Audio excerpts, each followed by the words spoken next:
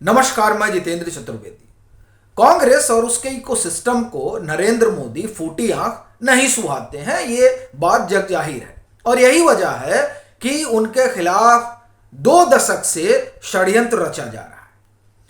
हालांकि आपके मन में ये सवाल जरूर आएगा कि हम बात यू टर्न की करने वाले थे, तो इसमें नरेंद्र मोदी और षड्यंत्र कहां से आ गया।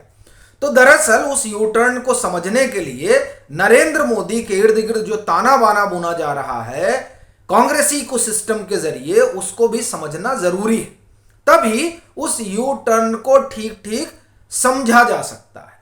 तो जब बात हम षड्यंत्र की कर रहे हैं तो आप कई से वाकिफ हैं, लेकिन अभी एक और चीज निकल कर सामने आई है, वो ये कि 2002 से 2006 के बीच गुजरात में जो इनकाउंटर हुए उसको लेकर एक याचिका पड़ी थी 2007 में।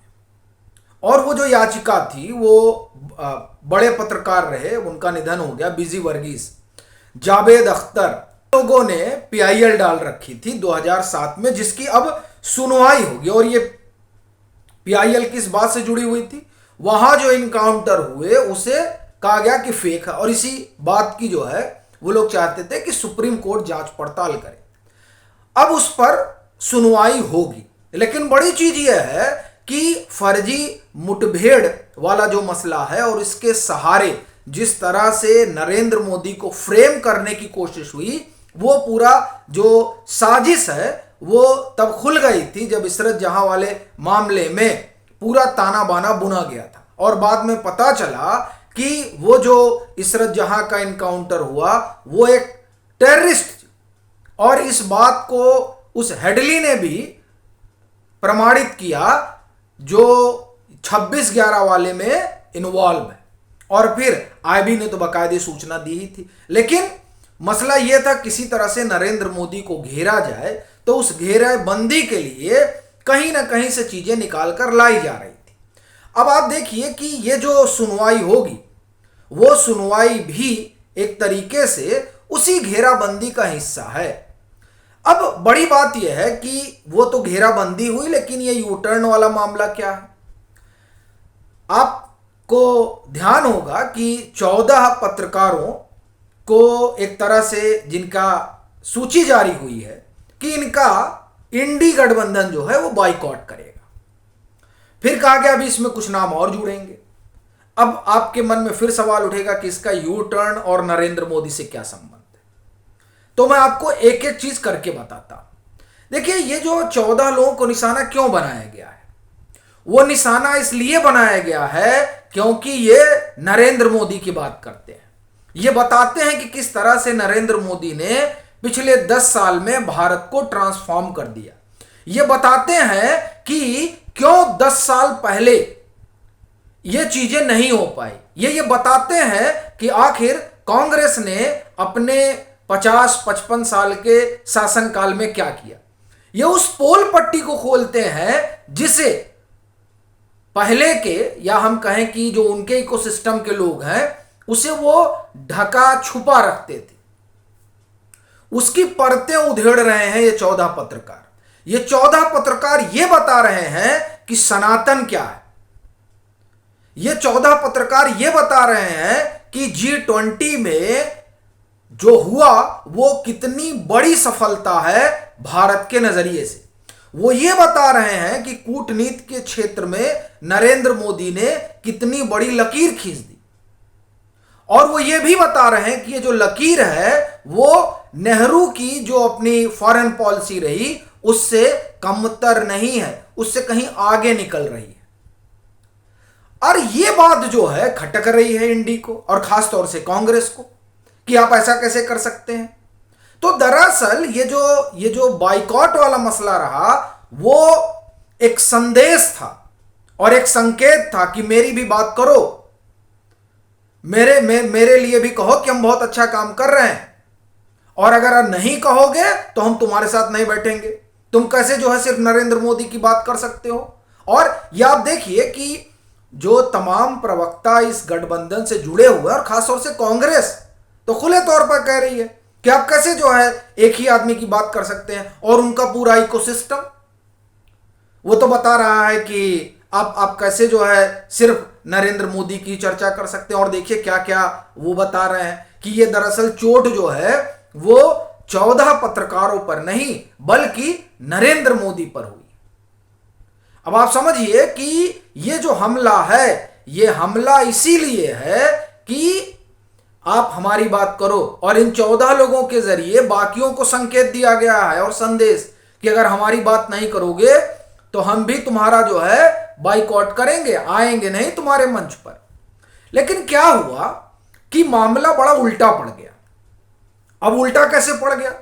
देखिए, ये जो जिन 14 लोगों को इन लोगों ने कहा कि हम इनके मंच पर नहीं जाएंगे और तमाम चीजें, ये जो 14 लोग हैं इनकी अपनी फॉलोइंग है, और इतनी बड़ी फॉलोइंग है कि इन 14 लोगों की फॉलोइंग मिला लीजिए तो इनका जो इकोसिस्टम है वो कहीं ठहरता नहीं है। एक चीज, दूसरी चीज, ये वो 14 लोग हैं जिनको सबसे ज्यादा देखा जाता है। और आप देखिए यूट्यूब पर यूं तो 49 करोड़ लोग भारत में सक्रिय रहते हैं, लेकिन उस 49 करोड़ लोगों में से गांव का कितना आदमी सक्रिय रहता है? ये जो सारा दिन बड़े बड़े लोग बताते रहते हैं कि टीवी छोड़ दिया, टीवी पर वो नहीं है जो यूट्यूब पर है। लेकिन जो यूट्यूब पर नहीं है वो टीवी पर है, यानी जो 60% आबादी गांव में रह रही है वो अभी भी टीवी देखती है और जो खबर है उस पर भरोसा करती है। तो यानी शहर शहर तक इंडी गठबंधन की पहुंच रहेगी, और शहर के बाहर, चूंकि इनका तो इकोसिस्टम चलिए यूट्यूब पर है, तो उससे कितनी जनता को आप प्रभावित कर पाएंगे? उसी शहरी वोटर को जिसे माना जाता है कि वो भाजपा का है, तो आप उसे कितना प्रभावित करेंगे अपने इस इकोसिस्टम के जरिए? मुझे लगता है ये गुड़ा भाग उन लोगों ने किया, और इस गुड़ा भाग में उनको समझ में आया कि नहीं, ऐसा करने से तो अपना ही घाटा कराएंगे। अब आप देखिए कि अर्णव गोस्वामी के चैनल का बाइकआउट करिए हुए हैं, तो उससे अर्णव गोस्वामी पर क्या फर्क पड़ जा रहा है? कोई फर्क नहीं पड़ रहा है। और अब आप सुशांत सिन्हा तो कोई गेस्ट बुलाते ही नहीं है, तो मत जाइए, उनके यहां जाने क्या जरूरत है, वो गेस्ट ही नहीं बुलाते हैं, तो आप बाइकआउट करते रहिए। लेकिन बड़ी चीज ये हुई है कि इनकी जो अपनी फॉलोइंग है, और इनकी फॉलोइंग एक, और दूसरा अब सर्वे होंगे, जो भी बड़े सर्वे होते हैं उसको होस्ट जो है वो लीड एंकर ही करते हैं, और लीड एंकर ही डिबेट कराते हैं। तो अब आप जाएंगे नहीं तो आपकी बात रखेगा कौन? तब तो अब खुला मंच है भाजपा के लिए। तो ये चीजें लगता है कि समझ में उनको आने लगी कि ये तो हमने अपना ही घाटा करा लिया। क्योंकि देखिए, इनकी लड़ाई मीडिया से नहीं भाजपा से है, और अगर आप इस तरह से मीडिया से भिड़े और अड़े रहेंगे तो आपने लिस्ट जारी की और तमाम मीडिया घरानों ने कह दिया कि नहीं, ये बहुत गलत है और बहुत गलत है, और आप अपना इवेंट करिए और वो कवर ना करें, तब क्या होगा? और देखिए किस तरह से रोना पीटना हुआ था जब मुंबई की जो इनकी इंडी गठबंधन की बैठक थी उसकी कवरेज नहीं हुई। क्यों नहीं हुई? क्योंकि उससे बड़ी खबर आ गई थी, विशेष सत्र वाली। तो किस तरह से इकोसिस्टम जो है छाती पीट रहा था कि बताइए ये मुंबई की बैठक को कवर ही नहीं किया गया। तो ये बात ऐसा लग रहा है कि समझ में आई, इंडी गठबंधन को आई या नहीं आई, लेकिन कांग्रेस को समझ में आई, और इसलिए कांग्रेस की तरफ से जो बयान आता है पवन खेड़ा का, वो बहुत जरूरी हो जाता है सुनना।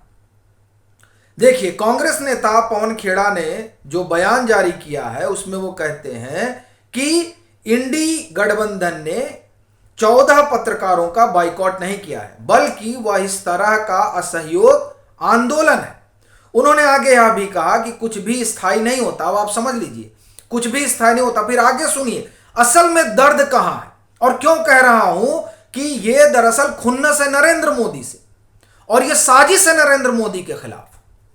यह आप सुनिए कि कुछ भी अस्थायी नहीं होता। अगर भविष्य में इन पत्रकारों को अपनी गलती का एहसास हो जाता है तो इंडी गठबंधन के नेता इनके शो में जाना शुरू कर देंगे। भाई, कौन सी गलती? एक ही गलती है इनकी, वो ये कि ये बता रहे हैं कि इन 10 सालों में नरेंद्र मोदी की अगुवाई में हुआ क्या है। ये सनातन विमर्श करा रहे हैं। और ये जो विमर्श है और ये जो बात है कि नरेंद्र मोदी ने क्या किया, ये दोनों ही चीजें कांग्रेसी इकोसिस्टम को नहीं सुहा रही हैं। और ये ना सुहाना ही वजह बनी है इनके ऊपर गाज गिरने की कि जाइए हम आपका बाइकाट करते हैं। और बाइकाट करने के बाद में कांग्रेस को समझ में आया कि हम तो एक बड़ी आबादी तक अपनी बात पहुंचाने में विफल हो जाएंगे। इसलिए जरूरी है कि इस तरह से आगे ना बढ़ा जाए। चूंकि लड़ना किससे है? जिससे लड़ना है आपने और ये जो पूरा आपका इकोसिस्टम है, उस इकोसिस्टम ने 2014 तक तो नरेंद्र मोदी का एक तरीके से बाइकॉट ही किया था। और सारी खबरें ऐसी चलती थी कि मानो नरेंद्र मोदी जो है वो आतताई हो गए हैं। तब नरेंद्र मोदी ने अपने स्तर पर जनता से संवाद किया। तो ये दरअसल जो खेल है वो खेल सीधा ये है कि जो पत्रकार राष्ट्रवाद पर बात करेगा, सनातन पर बात करेगा, नरेंद्र मोदी पर बात करेगा, नरेंद्र मोदी ने जो किया उस पर बात करेगा, तो वो बैन हो जाएगा। लेकिन ये बैन महंगा पड़ जाएगा। इसलिए इन लोगों ने इस तरह का बयान दिया और इसीलिए चर्चा चल रही है कि कहीं ये यू टर्न तो नहीं है।